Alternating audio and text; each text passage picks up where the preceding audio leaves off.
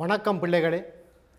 யாழ்ப்பாணம் இந்து கல்லூரி மின்வழி கற்கை நிகழ்ச்சி திட்டத்தில் உங்களை சந்திப்பதில் பெருமகிழ்ச்சி அடைகின்றேன். நான் விமலநாதன், ஆசிரியர், யாழ்ப்பாணம் இந்து கல்லூரி. நாங்கள் இன்று வகையீட்டின் பிரயோகத்தில் தொடலிகள், செவ்வன்கள் இவை தொடர்பான விடயங்களை இன்றைய வகுப்பில் நாங்கள் பார்ப்போம். முதல்ல படித்திறன், ஒரு நேர்கோட்டின் படித்திறன் என்றால் என்ன? ஒரு நேர்கோடு நேர் எக்ஸ் அச்சுடன் அமைக்கும் கோணத்தின் tan பெருமானம் அந்த கோட்டின் படித்திறன் என்று சொல்லுவோம். நேர் எக்ஸ் அச்சோட அமைக்கிற கோணத்தின் tan பெருமானம் அந்த கோட்டின் படித்திறன் என்று சொல்லுவோம். ரைட் மாணவர்களே, உங்கள்கிட்ட இப்போ 2 கேள்வி கேட்குறேன். முதலாவது, எக்ஸ் அச்சின் படித்திறன் என்ன? ரெண்டாவது, y அச்சின் படித்திறன் என்ன? எக்ஸ் அச்சு நேர் எக்ஸ் அச்சோட அமைக்கிற கோணம் 0, tan 0, ஆகவே படித்திறன் 0. அப்போ எக்ஸ் அச்சு மாத்திரமல்ல, எக்ஸ் அச்சிற்கு சமாந்தரமாக உள்ள எல்லா கோடுகளின் படித்திறன்கள் 0. ரைட். ரெண்டாவது கேள்வி, y அச்சின் படித்திறன் என்னன்னு கேட்டேன். y அச்சின் படித்திறன் என்ன? y அச்சு நேர் எக்ஸ் அச்சோட ஆக்கிற கோணம் π/2 90 பாகம். அப்போ படித்திறன் tan 90 முடிவிலி என்று சொல்ல போறீர்களா? அது சரியா? tan சார்பு 90 பாகையில் வரையறுக்கப்படவில்லை. முடிவிலி என்று சொன்னால் பிழை. tan சார்பு 90 பாகையில் வரையறுக்கப்படவில்லை. எனவே y அச்சின் படித்திறனும் வரையறுக்கப்படவில்லை. சரிதான்? y அச்சின் படித்திறன் மாத்திரமல்ல, y அச்சிற்கு சமாந்தரமாக உள்ள எந்த ஒரு கோட்டின்றையும் படித்திறன் வரையறுக்கப்படவில்லை. அடுத்ததாக நாங்கள் 2 புள்ளிகளின் ஆள்கூறு தரப்பட்டால் அந்த 2 புள்ளிகளை இணைக்கிற கோட்டின் படித்திறனை காணுவோம். x1 y1 x2 y2 2 புள்ளிகள் தரப்பட்டிருக்கு. இந்த 2 புள்ளிகளை இணைக்கிற அந்த கோட்டு துண்டத்தின் படித்திறன் ஏபியின் படித்திறன் உங்களுக்கு தெரியும். படித்திறன் என்றால் tan θ, அதாவது கிடை. இங்கே எக்ஸ் அச்சு கிடையாக்குறி இருக்குது. அப்போ கிடையோட ஆக்கிற கோணத்தின் tan பெருமானம். இங்கே பாருங்க,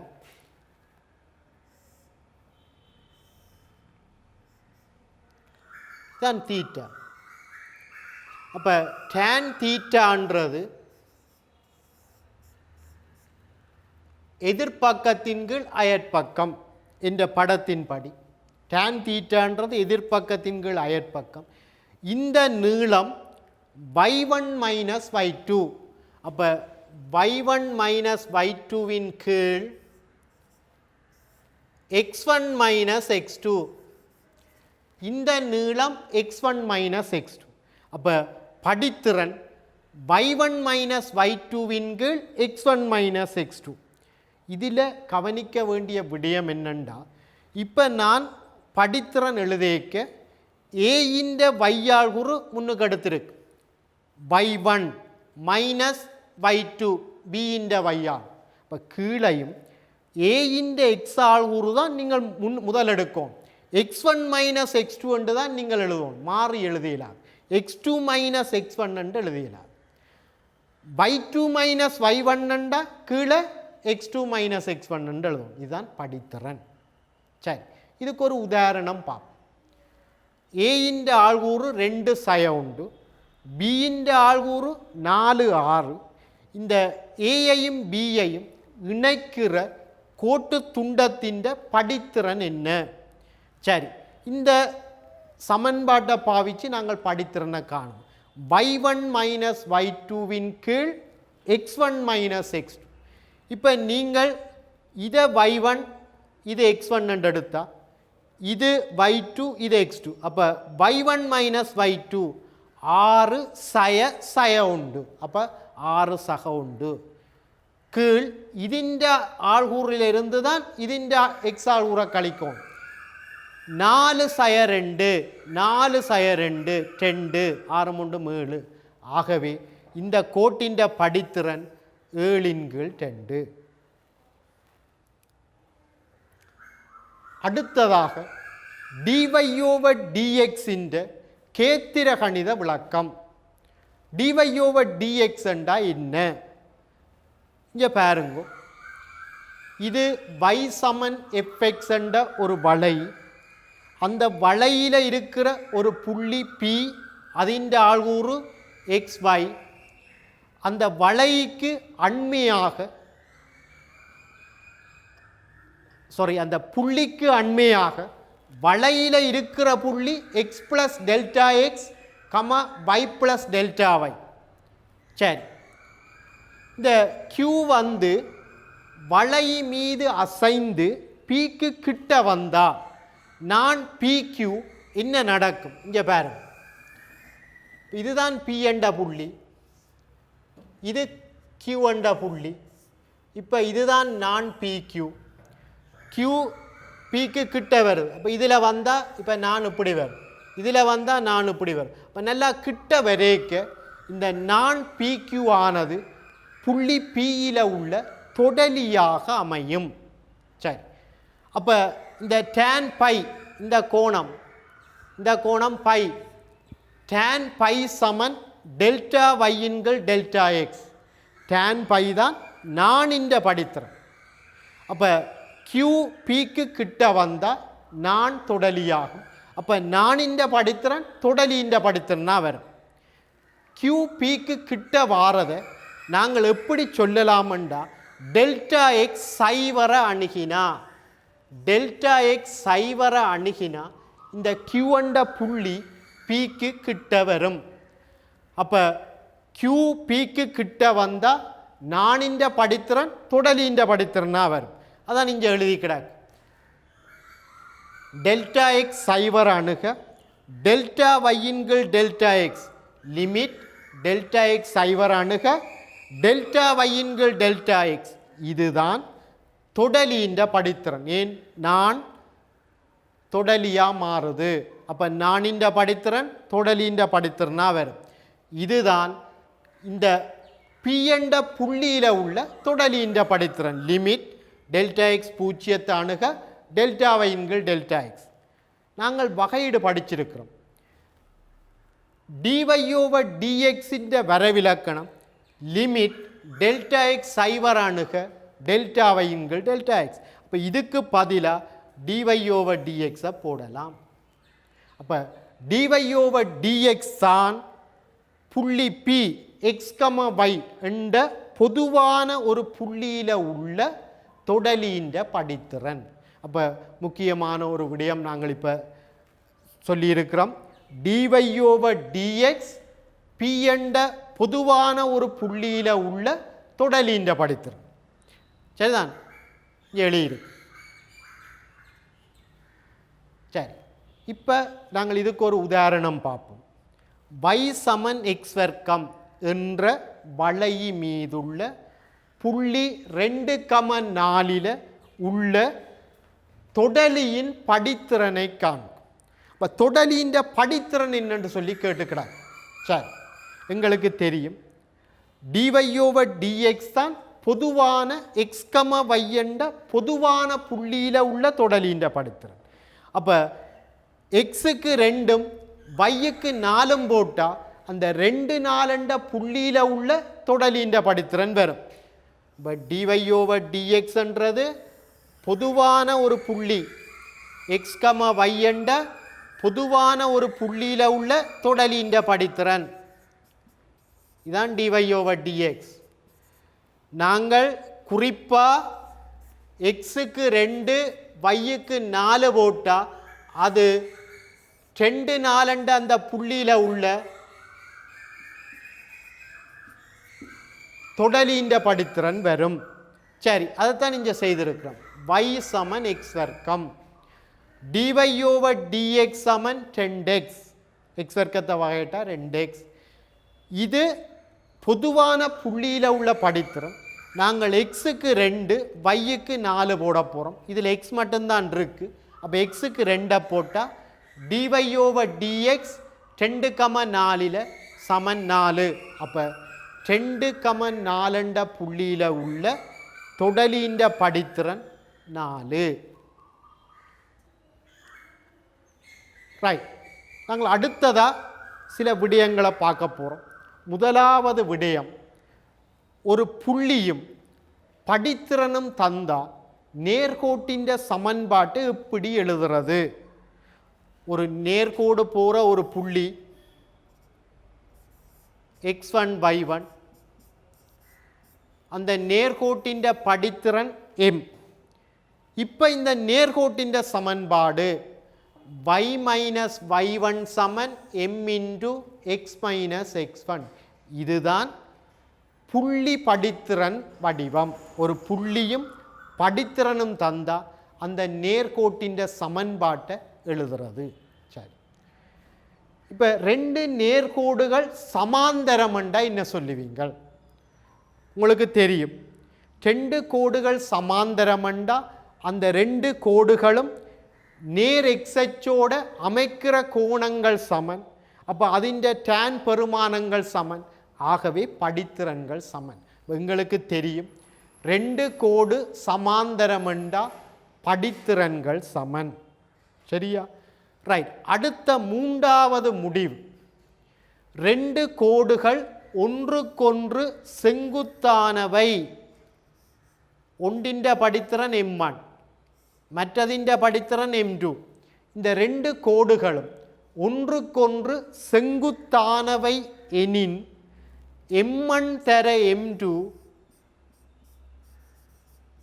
சமன் சய உண்டு. அப்போ 2 கோடுகள் ஒன்றுக்கொன்று செங்குத்தானவை எனின் படித்திறன்களின் பெருக்கம் சய உண்டு. இப்போ ஒரு நேர்கோட்டின் படித்திறன் 4/5. அதுக்கு செங்குத்தான கோட்டின் படித்திறன் என்ன? 4/5ஓட என்னத்தை பெருக்கினா சய உண்டு வரும். 4/5 தலைகீழாக மாற்று, 5/4 ஒரு மைனஸால் பெருக்கி. இப்போ சய 5/4. 4/5 படித்திறனை உடைய கோட்டுக்கு செங்குத்தான கோட்டின் படித்திறன் சய 5/4. ரைட். நாங்கள் ஒரு உதாரணம் பார்ப்போம். y சமன் x வர்க்கம் சக உண்டு. இந்த வளை உங்களுக்கு தெரியும், இது ஒரு பரவளைவு. இந்த வளை மீதுள்ள புள்ளி 1,2 இல் உள்ள தொடலியின் சமன்பாட்டையும் செவ்வனின் சமன்பாட்டையும் கேட்டுக்கிடாது. தொடலி என்றால் உங்களுக்கு தெரியும், இப்படி தொட்டு கொண்டு போகும். இது தொடலி.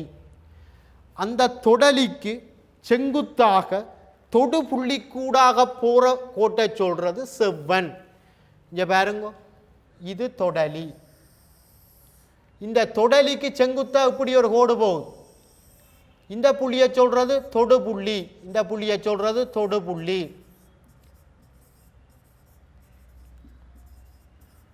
இப்போ தொடலி தொடுற புள்ளி, அந்த தொடு புள்ளிக்குள்ள, அந்த தொடு புள்ளியில் தொடலிக்கு செங்குத்தா போகிற கோட்டுக்கு பேர் செவ்வன்.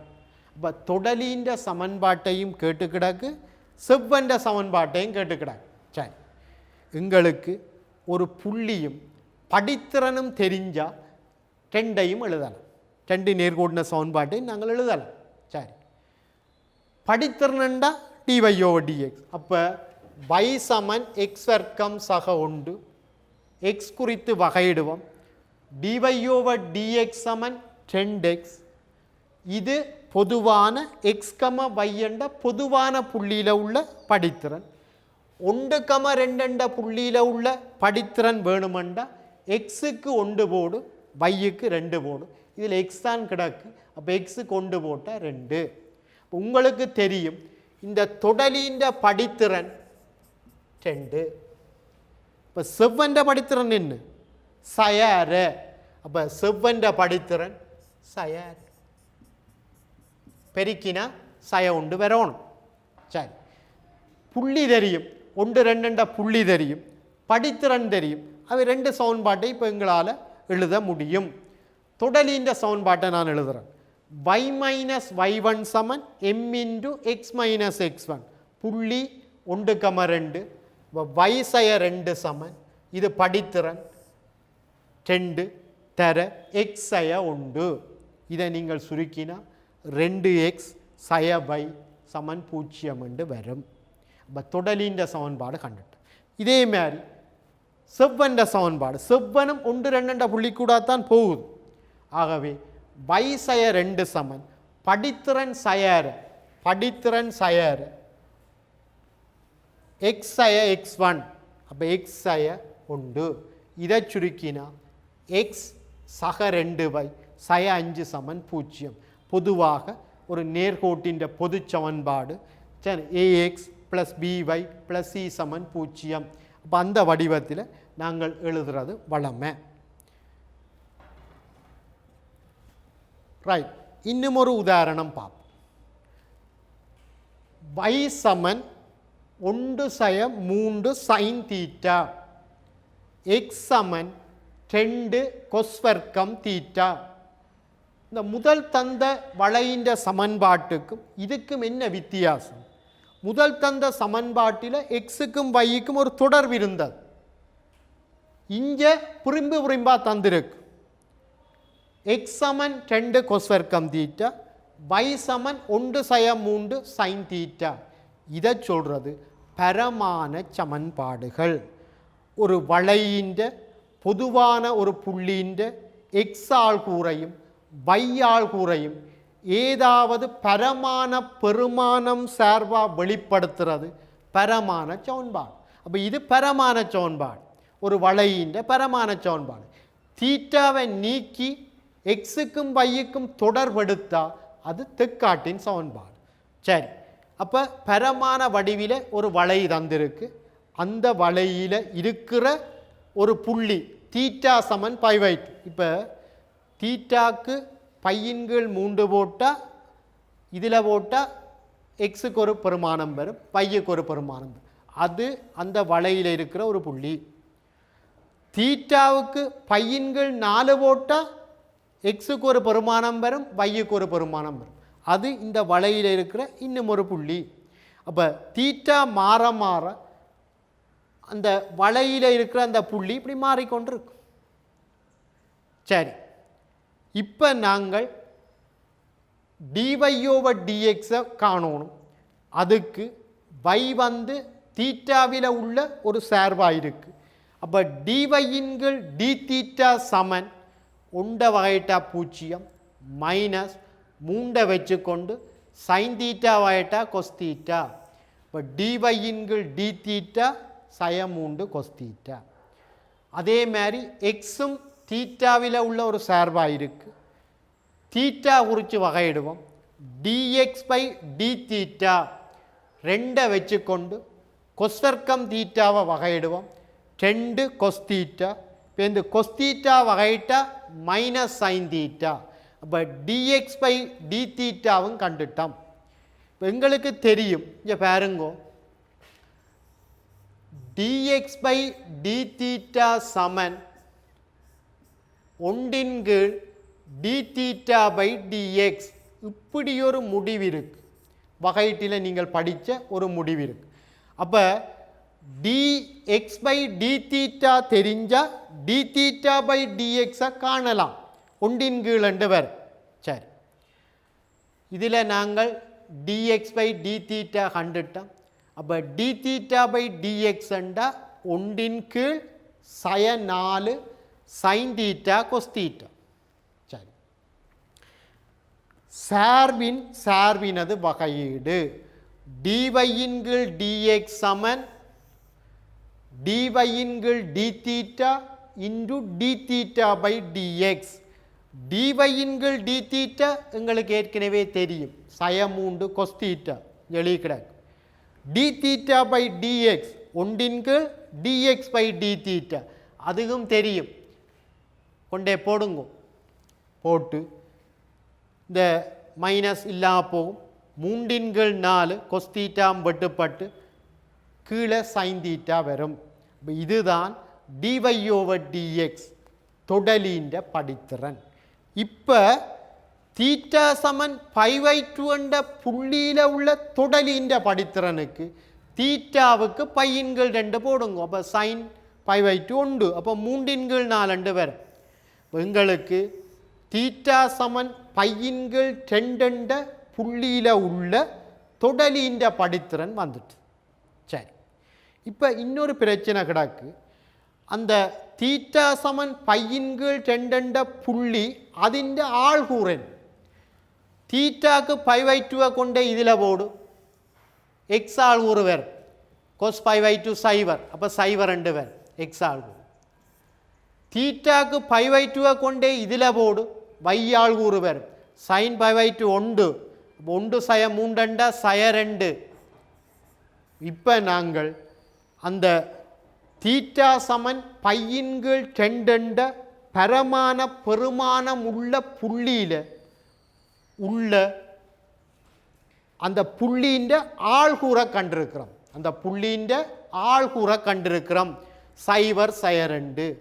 அப்போ ஒரு புள்ளின்ற ஆள்கூறு தெரியும், சைவர் சய 2 படித்திறன் தெரியும். ஆகவே சமன்பாட்டை எழுதுகிறோம்.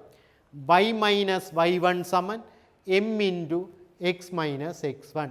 இதை சுருக்கி நீங்களா 3x சய 4y சய 8 சமன் 0 என்று வரும். சரியா? ரைட் பிள்ளைகளே, நாங்கள் அடுத்த இன்னொரு உதாரணம் பார்ப்போம். உதாரணம் 4. y சமன் x கனம் சய 2x வர்க்கம் சக x என்னும் வளையின் மீதுள்ள இரு புள்ளிகளில் வரையும் தொடலிகள் x அச்சிற்கு சமாந்தரமானவை எனின் அவ்விரு புள்ளிகளின் ஆள்கூறுகளை காண்க. உங்களுக்கு தெரியும் படித்திறனண்டா dy/dx. எக்ஸ் அச்சுக்கு சமாந்தரமாக இருக்கணுமெண்டா படித்திறன் 0 இருக்கும், dy/dx 0 இருக்கும். அப்போ நாங்கள் என்ன செய்வோம்டா dy/dx முதல் காணுவோம். dy/dx 0 இருக்கிற எக்ஸை காணுவோம். பேருந்து அதுக்குரிய ஒத்த y காணும். Right, dy/dx காண்றேன். இங்கே பாருங்க 3x வர்க்கம் சய 4x சக 1 dy/dx கண்டுட்டோம். தொடலி x அச்சிற்கு சமாந்தரமெனின் dy/dx 0. ஆகவே இந்த dy/dxக்கு 0 போடுறோம். 3x வர்க்கம் சய 4x சக 1 சமன் 0. இதை காரணிப்படுத்துகிறோம். எக்ஸைய 1 தர 3x 1 சமன் 0. அப்போ எக்ஸுக்கு 2 தீர்வுகள் வருது. எக்ஸ் சமன் 1 அல்லது எக்ஸ் சமன் 1/3. இப்போ இந்த சமன்பாட்டில் கொண்டே போடுவோம். எக்ஸ் 1 இருந்தால் y என்ன கொண்டே போடுறோம். எக்ஸுக்கு 1 போட்டிங்களா y 0 வருது. அப்போ ஒரு புள்ளியை கண்டுட்டோம். என்ன 1, 0. எக்ஸுக்கு 1/3 y என்ன இதில் கொண்டே போடுங்க. எக்ஸுக்கு 1/3 போட்டால் y 4/27 வரும். அப்போ மற்றைய புள்ளி 1/3, 4/27. சரியா? ரைட். அப்போ 2 புள்ளிகள் கண்டுட்டோம். அந்த 2 புள்ளிகளிலே உள்ள தொடலிகள் எக்ஸ் அச்சுக்கு சமாந்தரமாக இருக்கு. மற்ற இந்த புள்ளியை பார்த்தா தெரியுது இது எக்ஸ் அச்சில் உள்ள புள்ளி. ஆகவே எக்ஸ் அச்சு தான் தொடலி. ரைட், இன்னும் ஒரு உதாரணம் பார்ப்போம். உதாரணம் 5. எக்ஸ் சமன் 1 சய 2 கொஸ் தீட்டா y சமன் 3 சைன் தீட்டா பரமான வடிவில் தந்திருக்கு. இந்த தீட்டாவுக்கு ஒரு ரேஞ்ச் ஒன்று தந்திருக்கு. இந்த வீச்சுக்குள்ள தான் இந்த வளை இருக்கும், அதை தாண்டி போவா. சரி, முதலாவது கேட்டு கிடக்கு dy/dx தீட்டாவின் சார்பில் காண்க. இப்போ முதல் செய்த மாதிரி பரமான வடிவில் தந்திருக்கு. எக்ஸ் சமன் 1 சய 2 கொஸ் தீட்டா இப்போ dx பை d தீட்டா சமன் உண்ட வகையிட்டா 0 சய 2 வச்சு கொண்டு கொஸ் தீட்டா வகையிட்டா மைனஸ் சைன் தீட்டா அப்போ 2 சைன் தீட்டாண்டு வரும் dx by d theta y வந்து 3 சைன் தீட்டா அப்போ நாங்கள் dy இன்கீழ் d தீட்டாவை காணலாம் dy இன்கீழ் d தீட்டா சமன் 3 வச்சு கொண்டு சைன் தீட்டா வகையிட்டா கொஸ் தீட்டா அப்போ dy இன்கீழ் d தீட்டாவும் கண்டுட்டோம் இனி சார்பினது வகையீடு செயின் ரூல் சங்கிலி விதி பாவிக்கப்படும் சரி dy இன்கீழ் dx சமன் dy இன்கீழ் d theta into d theta by dx dx by d theta 2 sine theta வண்டா d தீட்டா பை dx ஒன்றின்கீழ் 2 சைன் தீட்டா அப்போ இதில் கொண்டே போடுறேன் dy இன்கீழ் d தீட்டாவுக்கு 3 cos theta d theta by dx ஒன்றின்கீழ் 2 சைன் தீட்டா அதை சுருக்கி நீங்களண்டா 3 2 கொட் தீட்டா இப்போ முதலாவது அவர் கேட்டது dy ஓவர் dx தீட்டாவின் சார்பில் காணச்சொல் ரைட் கண்டுட்டோம் ரெண்டாவது சொல்கிறார் x அச்சிற்கு சமாந்தரமாக வளையில் உள்ள இரு புள்ளிகளிலிருந்து தொடலிகள்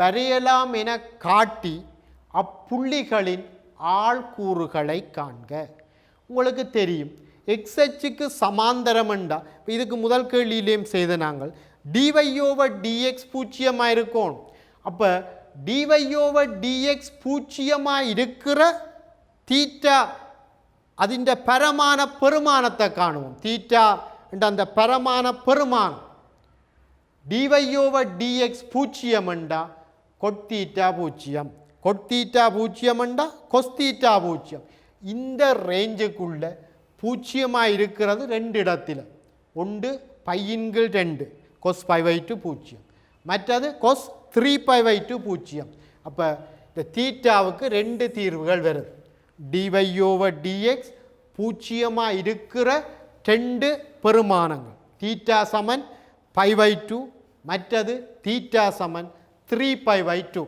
2 பெருமானங்கள் வருது சரி இப்போ ஆள்கூறுகள் கேட்டபடியா தீட்டாக்கு பை பை 2 கொண்டே இங்கே கொண்டே போடுறது இந்த எக்ஸ் சமன் 1 சய 2 கொஸ் தீட்டாவில் தீட்டாக்கு பை பை 2 போட்டால் உங்களுக்கு தெரியும் கொஸ் பை பை 2 சைவர் அப்போ எக்ஸ் சமன் 1 2 வரும் அது எக்ஸ் சமன் 1 2 வரும்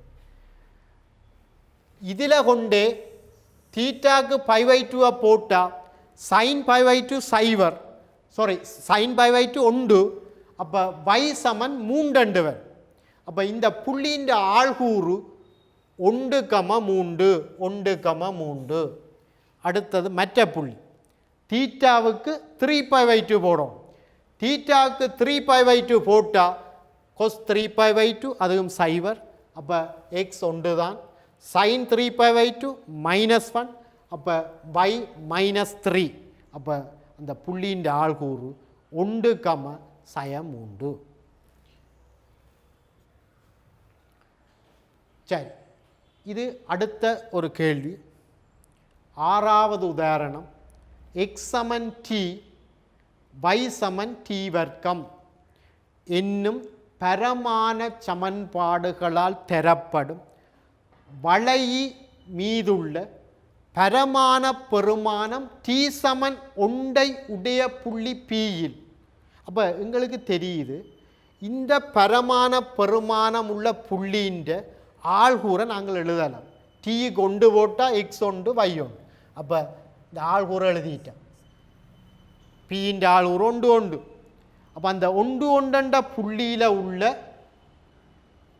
செவ்வனானது வளைய மீண்டும் கியூவில் சந்திக்குது கியூவின் ஆள்கூரை கேட்டுக்கிறாங்க சரி இதில் எங்களுக்கு தெரியும் செவ்வனிலேயும் இருக்கணும் கியூ வளையிலேயும் இருக்கும் இங்கே பாருங்க வளையில இருந்தால் வளையில இருக்கிற எல்லா புள்ளிகளும் இந்த வடிவத்தில் தான் அதிൻ്റെ ஆள்கூறுகள் இருக்கு இப்போ இந்த வளையில் இருக்கிற ஒரு புள்ளி என்றா ஏ வர்க்கம் இந்த வடிவத்திலான் இருக்கு. அப்போ நாங்கள் கியூவை என்னென்று எழுதலாம்டா கேபிட்டல் டி வர்க்கம் என்று எழுதலாம். இங்கே பரமான பெருமானம் டி சமன் கேபிட்டல் டி. இப்போ கியூவின் ஆள்கூரை நாங்கள் கேபிட்டல் டி சார்பில் எழுதியிருக்கிறோம். சரி, இங்கே கவனிங்க. முதல்ல நாங்கள் தொடலியின் படித்திறனை காணும், dy/dx காணும். சரி, முதல் செய்த மாதிரி x சமன் t dx/dt ஒன்று y சமன் t², dy dt 2t. அப்போ dy/dx chain rule, dy/dt into dt/dx, dy/dtக்கு 2t, dt/dx அதுவும் ஒன்று தான். அப்போ 2t என்று வருது. இது பொதுவான புள்ளி. டீக்கு ஒன்று போட்டால் இந்த பரமான பெருமானம் டீக்கு ஒன்று போட்டால் இது 2 வரும். அப்போ தொடலின்ற படித்திறன் 2, செவ்வன்ற படித்திறன் சயர. சரி, இப்போ நாங்கள் என்ன செய்ய போகிறோம்டா பின்ற ஆள்கூறு ஒன்று கியூவின்ற ஆள்கூரை கேபிட்டல் டி என்ற தெரியாக்கணியம் சார்பாக எழுதியிருக்கிறோம். கேபிட்டல் டி வர்க்கம். அப்போ பிக்யூவின் படித்திறனை நாங்கள் எழுதலாம். y ஆள்கூறுகளின் வித்தியாசத்தின் கீழ் x ஆள்கூறுகளின் வித்தியாசம். கேபிட்டல் டி வர்க்கம் சய ஒன்றின் கீழ் கேபிட்டல் டி சய ஒன்று. இதுதான் பிக்யூவின் படித்திறன். இந்த பிக்யூவும் தொடலியும் ஒன்றுக்கொன்று செங்குத்து. ஆகவே படித்திறன்களின் பெருக்கம் சய ஒன்று இங்கே வெளியே கிடக்கு. இது பிக்யூவின் படித்திறன், இது தொடலியின் படித்திறன். ரெண்டையும் பெருக்கினா சய உண்டு. அப்போ இதில் இருந்து கேபிட்டல் டீயை காணலாம். சய 3/2 வருது. அப்போ சய 3/2 கொண்டே இதில் போட்டால் கியூவின் ஆள்கூறு சய 3/2 கம 9/4. அப்போ இதுதான் கியூவின் ஆள்கூறு. சரியா? சரி, அடுத்த உதாரணம் y வர்க்கம் சமன் 4x, y வர்க்கம் சமன் 4x என்ற வளை மீதுள்ள புள்ளி at வர்க்கம் 2at இல் வளையிற்கு வரையப்படும் செவ்வனின் சமன்பாட்டை டீயின் சார்பில் காணும். அப்போ இது வளமையான கேள்வி. அப்போ முதல் நாங்கள் என்ன செய்வோம்? படித்திறனை காணுவோம், தொடலின்ற படித்திறனை காணுவோம், பிறகு செவ்வன்ற படித்திறனை காணும். இப்போ முதல் செய்த மாதிரி y வர்க்கம் சமன் 4x, ரெண்டு பக்கம் x குறித்து வகையிடுவோம். அப்போ 2y இன்டு dy/dx சமன் 4. இதில் இருந்து dy/dx அந்த புள்ளியில் at வர்க்கம் 2at கொண்டே போடுங்கோ. சரிதான்? dy/dx எழுவாயாக்கினா 2a/y என்று வரும். இப்போ இதில் x இல்லை, y தான் கிடக்கு. yக்கு பதிலாக 2at போட்டால் 1/t என்று வரும். அப்போ ஒரு புள்ளி தெரியும், படித்திறன் தெரியும். அப்போ நீங்கள் சமன்பாட்டை எழுதலாம். சரி, இந்த செவ்வன் ஏகம நோட் என்ற புள்ளிக்கூடாக செல்லும் எனின் அதுக்குரிய அந்த அடியின் பரமான பெருமானத்தை காணும். அப்போ என்ன செய்வோம்டா இந்த டீயில் இருக்கிற இந்த செவ்வன் ஏகம நோட்டண்ட புள்ளிக்கூடா செல்லுமெண்டா அதின் ஆள்கூறுகளை திருப்தி செய்யும். அப்போ நீங்கள் இங்கே பாருங்க, எக்ஸ் ஆள்கூறுக்கு ஏயும் y ஆள்கூறுக்கு 0 போட இப்படி வரும். டீயிலே ஒரு சமன்பாடு வரும். அப்போ இதில் இருந்து நீங்கள் டீயின் பெருமானத்தை காண டி சமன் 0 ஒரே ஒரு பெருமானம் வருது. அப்போ எங்களுக்கு தெரியும் ஒரே ஒரு செவ்வன் தான் வரையலாம். அது எங்கே? டி சமன் நோட்டண்டா நோட். அப்போ உற்பத்தியில் மேலே